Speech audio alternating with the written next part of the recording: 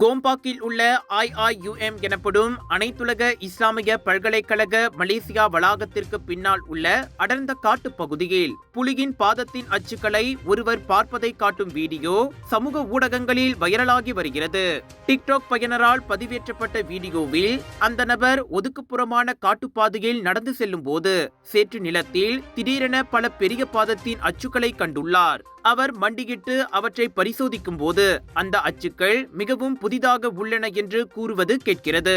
மேலும் விலங்கு விட்டு சென்ற அடையாளங்களுடன் தனது கையை ஒப்பிட்டு அவர் பார்த்துவிட்டு பின்னர் ஒரு சிறிய பிரார்த்தனை வசனத்தை வாசித்துக் கொண்டே ஓடும்போது கை நடுக்கத்தினால் அவரது தொலைபேசி தரையில் விழும்போது வீடியோ திடீரென முடிகிறது.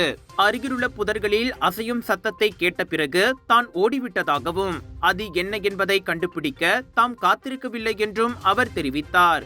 இந்த வீடியோ ஆயிரக்கணக்கான பார்வைகளையும் 200க்கும் மேற்பட்ட கருத்துக்களையும் ஈர்த்துள்ளது.